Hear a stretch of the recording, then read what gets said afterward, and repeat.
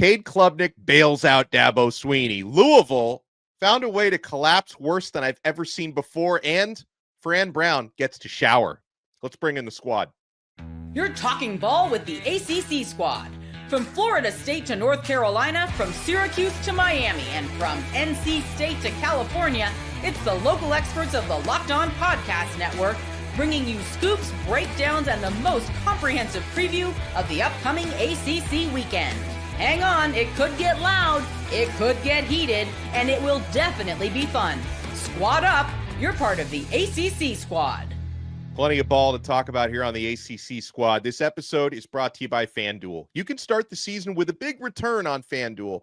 New customers can place a $5 bet, and you'll get started with $150 in bonus bets if you win that first $5 bet. Visit FanDuel.com to get started.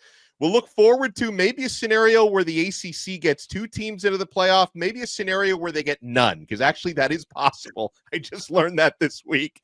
What? It is possible. Do you want to get into this now? So I'm Alex Donno from Locked On Canes, Jackson Holzer from Locked On Syracuse, Kenton Gibbs and Grayson Boone from Locked On Wolfpack. We got JJ Jackson from Locked On Blue Devils. Isaac Shade is back. Omarion Hampton is still running, and Isaac Shade is back with us. Yeah, so Jackson, I was brushing up on my college football playoff, this whole 12-team format and who gets in, who doesn't. First, so like everybody, problems, we get it. You're the host of Locked On Canes. We understand. You're Miami still might still screw it up. Appointment television every Tuesday night. Yeah, we get it. Miami still has opportunities to possibly screw it up. All right, but so we all know, five conference champions are guaranteed to get in, and we all assume Power 4 conference championships get an automatic bid. No, sir. No, it's the 5 highest ranked conference champions. It's possible. It's possible that a couple of group of 5, let's say Clemson gets into the ACC championship game because Miami screws up, which could happen with 2 games remaining. And Clemson, in getting into the ACC championship, maybe they lose to South Carolina first, which wouldn't count against their conference record. They win the ACC title with 3 losses. Maybe there's 2 group of 5s ranked ahead of them. The ACC gets nobody in. It could happen. Could happen to the Big 12 as well, by the way, if it doesn't happen to the ACC. Boo! That scenario stinks. Oh. It's awful. It reeks. Did you see on game day? I actually game day this week. They're like, I'm actually stunned. Yeah, I legitimately thought it was just the Power 4 conference champions plus a group of 5 champion. I thought as well. And then an article, which I thought was clickbait, but apparently it was just bait, or it got me to click anyway, today said, hey, there's a scenario where the ACC or the Big 12 gets left behind. I read it, and my mind was blown. And somewhere Greg Sankey is smiling and happy and weeping all his happy tears. Did y'all see on game day Saturday, they tried to explain the whole playoff scenario, and it took like 5 hours. McAfee's out there with like a classroom pointer, and Herb Street's and they're talking, it's this whole thing. And I'm like, you got to have a PhD to explain this and a rocket science degree to understand it. Obviously, I mean, like, we can understand it, sure, but they're taking up half a game day explaining this thing. It's wild. I mean, you need half a game day to explain that it's not the 4 power conference champions. We just explained it in 30 seconds to be fair. Yeah, we took 4 minutes. And I think I'm not surprised by it being the highest 4. But what I would be very surprised and disappointed by is, even if Clemson were to win or whatever the case may be, you still cannot make an argument that Miami or SMU now this is barring total collapse, everyone. So if both of these teams wet the bed and forget how to win football games, don't come at me for this. But with the information we have now, to think SMU, whose only losses to BYU, who is looking like they're primed to be the Big 12 champions, or at least in the game, that team isn't good enough. Miami, 1-loss team, potentially. That team wouldn't be good enough. I struggle to find the reason. And again, even if Donno's scenario was right, they lose a couple games each, right? Okay, everybody collapses and all that. I still struggle to find a world where we use something besides circular logic. to describe the SEC as being that much better than the ACC, to where they get 4 bids and we get none. To where they get 4 to 5 bids and we get none. And by the way, I want people to think about this when it comes to strength of schedule. Do y'all know how strength of schedule is determined in the early season? It's determined by preseason polls. So who we thought was going to be the best, it now determines who actually is the best, regardless of on-field results. That would seem a little funny. That would seem a little, wait a minute. Makes sense. Quite, just because I thought you were going to be good doesn't mean you're actually good. Just because we thought USC beat LSU early, we thought they were going to be good. Were they actually good? Hello? Anybody? So, I think it's ridiculous to think that the ACC would be left out. And I don't even want to entertain the conversation, but we got to fill the airtime somehow. So sure, we can pretend that there's a world. Well, look, can I give you a more interesting? Yeah, well, can I give you a more interesting scenario? Like, even if Clemson doesn't get to the ACC championship game, I see a scenario where they could get in. Tell me if it's just me, because this is obviously this is more hypothetical than the other scenario, which is possible because conference champions aren't guaranteed to get in.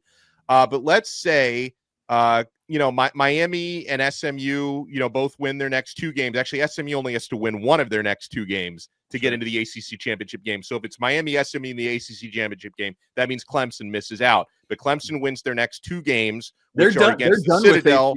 They're already done with ACC play. Yeah. But if they win their next 2 games, including against South Carolina, which would be deemed a quality win if they can get it, I think so. Right? I mean, based on the way the SEC is going. So I agree that it would be, but you know how the SEC goes. If you beat an SEC team, all of a sudden that team isn't good. No, but they actually have respect for Clemson and what they've done in the past.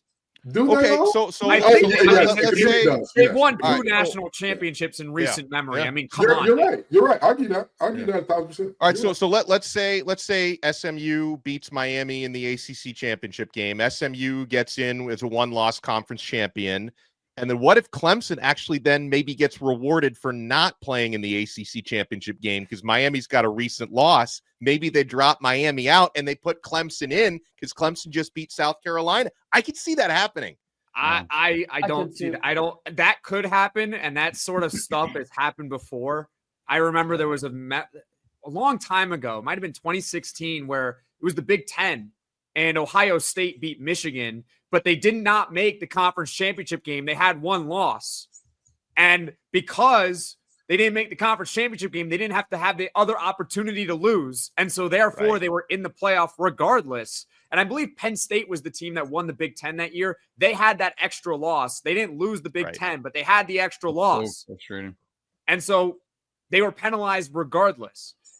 It could happen. That's the genius of Notre Dame.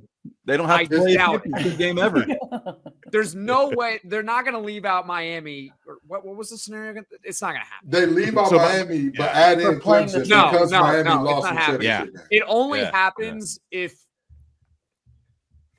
No, it doesn't happen. I think it could happen. It's not going to happen. Why would they leave out Miami? For what?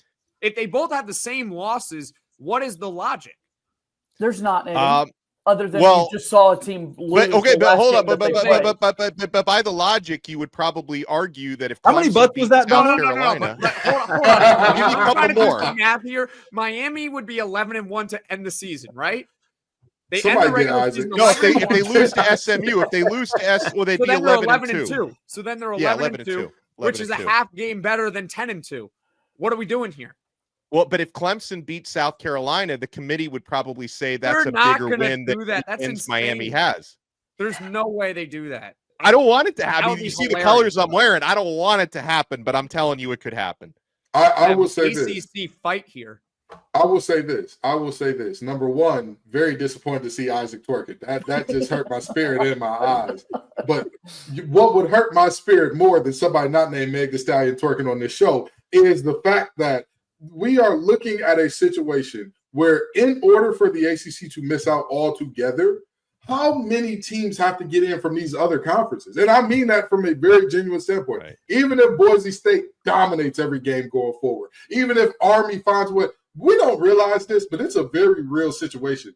Army versus Notre Dame this weekend is an elimination game for the playoff. One of those 2 teams will be eliminated. One of those 2. So even if that situation turns out to where it's a 3-point loss and somehow both of them are still ranked very highly, even after that, we give up 3 spots there. That still leaves 5. Okay, Oregon, Ohio State, that gives you 2, and that leaves you with 3. And you're telling me with a straight face, there's a world where you look up and say, we don't only need the top 2 SEC. We need 3 or 4, or we need to get Indiana in there despite a loss or 2. Because let's be honest, if they lose to Ohio State, they're not going to be looked at in the same way because they don't have any wins in the SP top 40. So with that being said, I'm very intrigued to see how this thing plays out. And by the way, shout out to Indiana because they won the football games. They've done the thing that, so I look at this and I say to myself, a world where the ACC doesn't get in is a world I don't want to live in. Not just because we're on ACC the squad, but it's a world where we're letting this, every loss is like a bye week if your conference is hard enough, and that shouldn't be the case. Yeah. Especially after last year where we got left out, right? I was going to say it might help the Florida State lawsuit, right? They'll say, hey, look, it happened with 4 teams. It happened again with 12. Wait. Can the ACC sue itself? That's a great question. ACC sue itself is crazy. I tell you this, if you're Clemson right now, you are ruining that Louisville loss because without that, man, it feels a whole lot different right now. Well, and then if you're Clemson, you're pretty mad that Louisville couldn't beat Stanford next week. That's true. I mean, help out our strength of schedule a little bit. The most hilarious, situation for an ACC team. You go on the road and beat Clemson only to turn around and lose to Stanford. Go ACC. At night in Clemson. Clemson, they lost that night at home in how long, Donno, before this? Was it 13 years? 10 years? It was like 11 years, I think. Yeah. That is insane. Last time Clemson lost at home at night, I had a firm hairline and waves. For those of you who can't see me, I'm shiny bald now. I'm not even matte bald. This is crazy. This is what bedlam we have in the ACC. But Louisville wrote the manual on how to blow a game. Because it was everything that could have gone wrong in the final 10 seconds went completely wrong, including, you give the ball back to the other team on 4th down. You were presumably thinking we either hit a Hail Mary and win the game or we go to overtime, worst case scenario. And then you commit 2 straight penalties to move them right into field goal range. They were operating with 5 seconds left. Hang on. Donno, if they wrote the book, it was volume 2 because Miami wrote the book last year against Georgia Tech, my friend. I'm trying to deflect from that. I was saying thank you, Jeff Brom, for taking that away from Cristobal. I will tell you this. There's something about the city of Louisville lagging out because Dalton's Wi-Fi is always lagging out, and Jeff Brom and that team lagged out at the end of the game. They were just like, wait, we're not supposed to hit guys out of bounds? Wait, what do you mean we can't go before the ball is snapped on the field goal? You sure about that? Very disappointing showing by the Cards at the end of that game, really all game long, because you allow a team that allowed NC State to put up the most points it ever has in an ACC football game to hold you to how many? Yeah, you deserve a little bit of shame. Shame, bell, and dunce caps for everyone. Well, we got a lot more to talk about in terms of games from this past weekend. SMU is in a great spot now where all they have to do is win one of their last 2 games. And we'll talk about the games coming up this weekend. We've got bowl eligibility on the line. We've got ACC championship picture on the line because, pressure is on Miami because they've got to win both of their next 2. You want to keep it locked right here. We're only getting started. We got the squad together right here on the Locked On Podcast Network. I can relate to this, guys. Maybe gift giving isn't your love language. You overthink it. You wind up with something disappointing or nothing at all. We've got the perfect gift for you. Skylight Frame is the touchscreen digital photo frame your whole family will love. Upload thousands of photos with your phone and watch them appear in seconds. So easy to use. Setup takes less than 60 seconds. Guys, if I can figure this out, anyone can. You get seamless sharing. Invite friends and family to easily share photos via the free Skylight mobile app or email to you. The touchscreen is a game changer. Swipe through photos, tap to see new photos sent, tap the heart button to say thank you to the sender. Gift mode makes it a very meaningful, personalized gift. you can preload with memories without opening the box. Surprise them with old, sentimental photos as soon as it gets plugged in. I love that. And now, as a special limited time offer for our listeners, get $20 off your purchase of a skylight frame when you go to skylightframe.com/college. That's skylightframe.com/college. Get $20 off your purchase now at skylightframe.com/college. Guys, we're also brought to you by FanDuel. We've been having so much fun. I had a successful weekend because I bet on all the ACC underdogs. They all covered.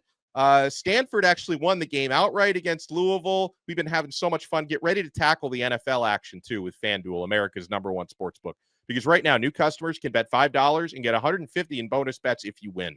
The FanDuel Sportsbook app gives you everything you need to place live bets on the NFL all in one place. So when you get a hunch in the middle of the game, you can check out the latest stats, view live play-by-play, and so much more right on the same page where you place your bets. Just visit FanDuel.com to join today. You'll get started with $150 in bonus bets if you win that first $5 bet. That's FanDuel.com. Never waste a hunch. Make every moment more with FanDuel, an official sportsbook partner of the NFL. Thank you so much for making the Squad your first listen and your first watch today. Make sure you check out all of our other shows like Locked on Canes, Locked on Syracuse, Locked on Wolfpack, Locked on Tar Heels, Locked on Blue Devils. We're part of the awesome Locked on Podcast Network. Your team every day.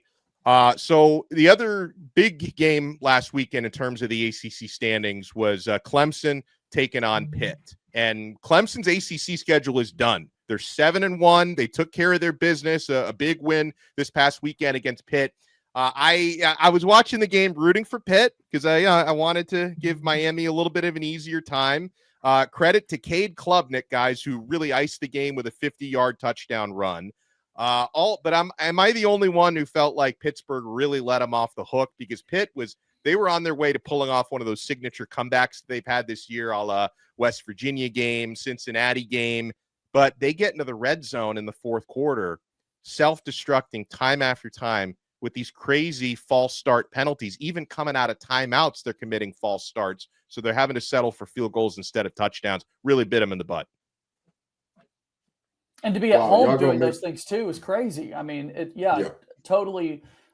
Pitt missed the opportunity there to pick up a big win at home. And Clemson proved once again that that a lot of their players have been there in these big time moments and able to make those plays. And how does Klubnik just go?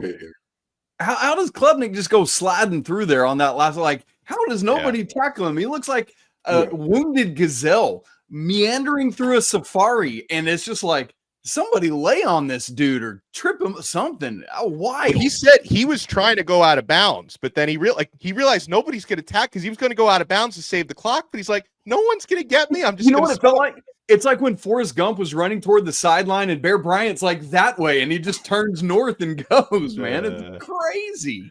I hate that y'all have made me the unofficial Pitt guy on this show because that was an embarrassing performance. How many times can a team say we were the better team in terms of them and Clemson on the day?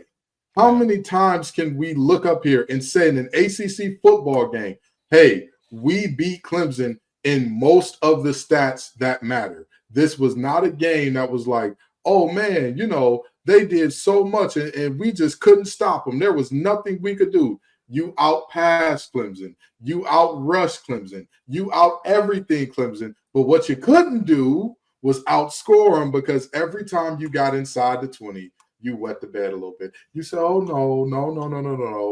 We're not ready for this moment. We're not ready for this spotlight. We're not ready to be mature enough to say, so what? To hell with the 2-game losing streak. We can still turn this thing around and make good things happen. No, we're going to curl up into a shell and make ourselves just pretty much collapse at the 1-yard line here. And Pat Narduzzi is the prime example of the duality of man. Because have you ever seen a coach that is simultaneously as great as he is in moments while also being as terrible? Have you ever seen it in your lives, gentlemen? Can't say so. Yeah, I don't know. Exactly. The silence was deafening, ladies and gentlemen. The silence was deafening because when you think about it, you're like, he can coach up a bunch of 3-stars to make Clemson look completely mundane. But boy, once you get into that red zone, all of a sudden it's like, maybe Holstein needs to, maybe Yarnell needs to, maybe we need to go away from what works. And look what happens every time. Just remember so now, by the way, Clemson, they can still, as we did discuss, they can still get into the ACC championship game. Basically, they're rooting for Wake Forest this weekend against Miami and Syracuse the following week. The Fighting Jackson Holzers can play spoiler to the Fighting Donnos the final week of the regular season. We got nothing to lose and everything to gain.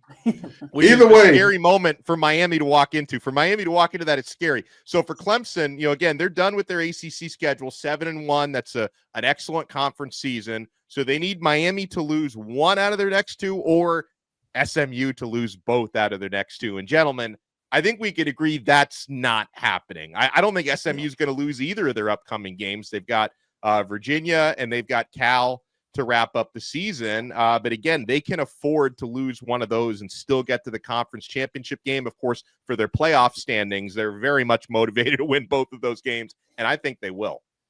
Either way you cut or slice it, something's getting spoiled in that Miami-Syracuse game.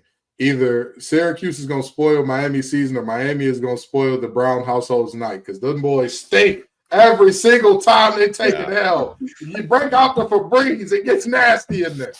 I knew you were going in that direction. That was perfect. Oh, boy. We got another week to worry about Miami. We got the UConn Huskies this week.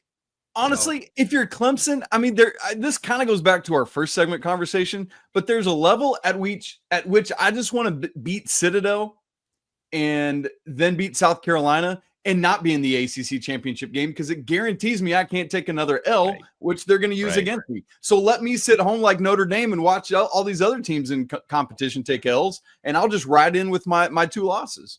But the playoff committee specifically said. I was going to say this about SMU. I think SMU has to win the next two games. Like, I know in technicality-wise, like, they can afford a loss. Like, you mean from like a playoff standpoint, Jackson? But from a playoff standpoint, they got to win both. Yeah. Because I'd agree. If they lose one, and now they're one loss, let's say they play Miami in that conference championship game, and it doesn't go so well for them, they're out. Like, they're not going to take them. They'd be a 3-loss team. They'd be a 3-loss team. Yeah. And I don't think a 3-loss team. Here's the thing. The committee specifically said we were not going to punish teams for playing in conference championship games. That's cute. Well, that's cute. Well, that's very cute. I don't believe it. We know you're right. Yeah. It's one of those old nudge, nudge, wink, wink things. Like when your parents are like, tell us the truth. You're not going to get in trouble. Yeah, I've been around the block a couple of times. I know what's going on here.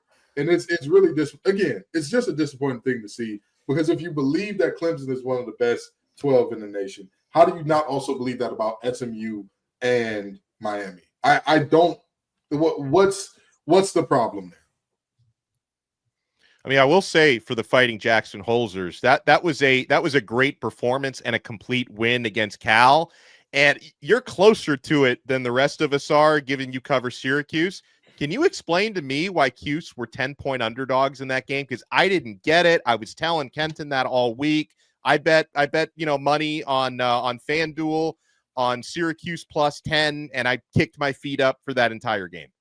So I understand why Syracuse was the underdog. First of all, they're on the road. They're traveling to the West Coast. You got to give maybe a little bit more points to Cal in that regard. When the line got to 10 out, when the line got to like 8 points, that's when I said, all right, enough. This is already bad. And it kept going in Cal's favor. This is one of those rare times when the sports books were just dead wrong. And I knew it right away, because I actually picked Cal to win the game. But I said, I think Cal is going to win the game on like a walk-off field goal or something, which means they're going to cover. And I said, I think the line should probably be about 5.5.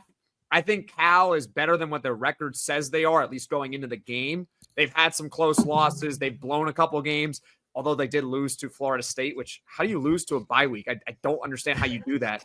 But I thought Cal was going to actually win the game, but the line made no sense. And Syracuse just played their best game of the season. That's what happened. Yeah, playing their best game of the season after playing some of their worst ball at times, like that loss to Pitt. But all right, guys, we're going to look at the upcoming schedule this coming weekend. because we have some important games, not only for ACC championship standings, but bowl eligibility. So you guys want to keep it locked right here. We got the squad together on the Locked On Podcast Network. I'm so happy that Prize Picks is part of the Locked On family. I've been playing Prize Picks since 2021. Guys, you can now win up to 100 times your money on Prize Picks with as little as 4 correct picks. Prize Picks is the place to get real money sports action with over 10 million members and billions of dollars in awarded winnings. Prize Picks has made daily fantasy sports accessible to all. All you have to do, guys, this is so easy. It takes me less than a minute to make my picks. You simply pick more or less on at least 2 players for a shot to win up to 100 times your cash. Run your game all season long with Prize Picks. My favorite thing about Prize Picks is when I'm making these selections, picking more or less, you can go cross league and cross sport. I can have 2 college football players. I can have an NFL player, an NHL player, an NBA player, all on the same selection. It really kind of brings my viewing experience all together on these awesome weekends. Sign up today and get $50 instantly when you play $5.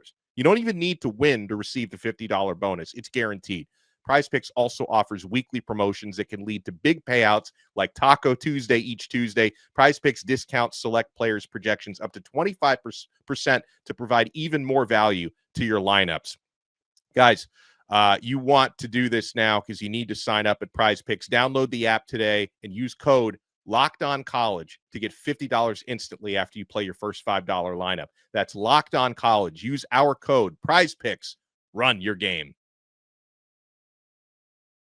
All right, fellas. So I mentioned Miami Hurricanes need to keep winning. They need to win their next 2 in order to get to the ACC championship game against SMU. The Hurricanes are favored by 24 points against Wake Forest at home this weekend. It's going to be senior day for Miami, final home game for Cam Ward, Xavier Restrepo. 27 different Miami seniors are going to be honored in that game. Now, it would be very Miami to allow Wake Forest to score their season high of points, but I find it hard to believe Miami's going to lose this game. I definitely have concerns about Syracuse the following week, but Miami comes off a bye week. They're still thinking about that loss to Georgia Tech the last time they played. I think Miami's going to probably roll, and I think Cam Ward and company will probably score more than 40 points in this one. Yeah, Hard Rock Stadium is going to be rocking. This is the most excited Miami fans have had a reason to be in quite some time. And with that being said, senior night is going to go just fine for the Canes. No problem here. I think the Canes roll. Isaac, what were you smiling about over there with Hard Rock Stadium? What was that? What? All of a sudden, I saw Isaac chuckle about the Hard Rock Stadium thing. Because Hard Rock Stadium's never rocking. That's why I chuckled. Thank you. I mean, listen, the amount of seniors that are homegrown from Miami at this point in time, or at least very close to it, guys who are in that area, and the fact that everything is on the line at this point in time. I'm not saying that Miami's fan base has been fantastic and they sell out every game and they don't. I'm saying for this game in particular, I would not be shocked to see that place be packed. I will say here I would be shocked, but because it's a noon game. You have to understand. Yeah. Oh, I didn't know it was at noon. Okay, that's on me. I didn't know it was at noon. Yeah. Like it's ridiculous. Yeah. Like people make fun of it. I make fun of it too, but I'm from the area. I know that it's like 45 minutes away, and like students they don't want to do it. It's a 45-minute shuttle. Here's what's going to happen because I'm born and raised in Miami. A lot of people in Miami on a Saturday, they don't even wake up till noon. Right. So people are going to go to the game, but it's going to be one of those things where they show the shot on ESPN right when the game's about to kick off, and it's 2/3 empty. But by the time late second quarter rolls around, it's going to be pretty full. So there's going to be people there, but they're going to be half asleep because they were up till 5 a.m. on South Beach the night before. It's going to be one of those deals. Like I hate it for the seniors that it's a noon game because Miami fans usually show up very well for night games. Noon against Wake Forest, despite the fact that you're playing for your college football playoff lives, a lot of people will be there by 1:30, but not so much at noon. And that's what did it for me. I didn't know it was at noon. Yeah. My fault, OG. My bad. Did not know.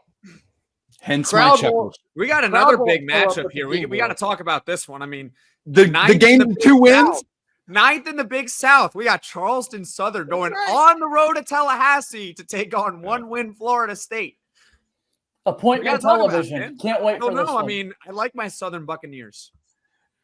Who's going to get to 2 wins? Charleston Southern or FSU? Who's doing it? Wait. Jackson. It might be Charleston Southern. They might get it. Jackson, are you going Charleston Southern in this one? Are you going with the Bucks?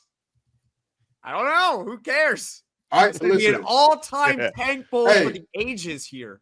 Give me the Bucks plus 10. I'll take it. I'll take those odds. Give me the Bucks plus 10. You give me the Bucks plus 10. I'll take that action, baby. I'll take that. Yeah. I'll take that deal. Let me throw this at you. Hold on. Right now, but if they lose to Charleston Southern, I mean, like, I will tell you. I don't think Charleston Southern's going to win the game, even though they're going up against a Florida State team that mentally checked out like 2 months ago. Just the difference in the athletes. But I will say, I'm looking at that game on FanDuel right now. Seminoles are favored by 33.5 points. No. I am betting Charleston Southern. Give me the Buccaneers stock, baby. They're going to cover. They're going to cover for sure. Charles Barkley. I know nothing about Charleston Southern, but Florida State's in trouble. Let me tell you something. As my grandmother would say about her pork chops, I need that smothered, covered, and all over on the side. I need everything with that. Them boys are favored by 30. I'm not sure if they can be best. We got to get Brian in. We got to get Brian here back. We got to talk about this team. We really got to break it down. This is an all-time tank bowl of college football. We got to talk about this. I'm not sure that Florida State right now could beat Cass Technical High School. I'm not sure. I'm not sure they could beat St. Thomas Aquinas at the moment. Oh, no. IMG would dominate those boys at the moment. Okay? I listen. Hey, plus 33. I'm not even a betting man. I got to go sign up for FanDuel right now. I got to go give me an account today. I got to go do your first $5. The thing is, like, Florida State's favored by 33.5. They haven't scored that many points in a game all season. They haven't done it. I need that. I need it. I need it. That's the lock of our level 5 lock of the week is right there. Level 7 lock, actually. We're going to make that a level 7 lock because that was safe and secure. No need to watch any other football than this game alone right here on Saturday. I don't know, though, JJ. We do have that classic ACC matchup, Stanford at Cal this weekend. Bring out the band. It's going to be great. I'm excited. 2 long-standing ACC members. You know, they've got a long history of ACC football, both of these teams. An illustrious combined, 12 games in ACC at this point. But I'll tell you what, you talk about a stink bowl. Atlantic Coast well. You talk about a stink bowl, that's another one. That's another one where 2 teams just PU, both of you, get out of here. Get out of town. Well, it's just so weird because I usually because they lost to Syracuse. That's what this is now. When you lose to Florida State, that puts you in the stink bowl. Oh yeah, you're right. That puts you.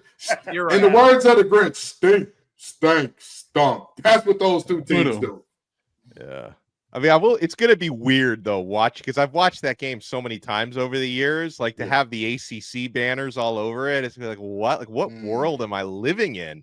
Geography aside, it's just still going to be weird because that was always Pac-10, Pac-12, ACC banners on Cal versus Stanford. Wow. That's going to be wacky. And it's the ACC network afternoon game, too. That's even more funny. Well, and going back to the Florida State Charleston Southern game, they're putting it on only the digital, you have to sign up for probably some Chinese social media app to watch the Florida State Charleston Southern game. And it's at 1:30 p.m. That should be the prime time game. What are they thinking? Guys, who cares about Virginia? Sorry, JJ. Who cares about Virginia Tech and Duke? We all want to see Florida State lose to Charleston Southern. At 8 o'clock. Couldn't agree more. I mean, come on now, ACC. Florida State can't lose that game, right? In all seriousness, they will not. They will not lose that. I mean, because Charleston Southern is terrible too. They're terrible, and they're in the Big South. They're a terrible Big South. All right. I just need to know we were all. But again, 33.5. Give me the points. Give them here. Exactly. I need it in my life. It's physically impossible for them to lose just because of the athletes. Whether these athletes even care what team they're playing for, it's physically impossible for them to lose the game. But I also think it's physically impossible for them to win by more than 33 points. Yeah, no, that's not happening. I think Florida State should just run the entire. I wouldn't try throwing the ball. Because if you throw the ball, that's where bad stuff is going to happen. Yeah. Just run. Oh, wing T offense. Yeah, do it. Right. Yeah, that's what I would do. Well, I appreciate everybody's time on this episode of The Squad. Make sure you're checking out all of our shows. Locked on Syracuse. I know I'll be doing a crossover with Jackson next week to look forward to Syracuse trying to play spoiler to Miami. I'm from Locked on Canes, Kenton and Grayson from Locked on Wolfpack, Isaac Shade from Locked on Tar Heels, JJ Jackson from Locked on Blue Devils. We will talk to everyone again next week on another episode of The Squad right here on the Locked on Podcast Network. Your team every day.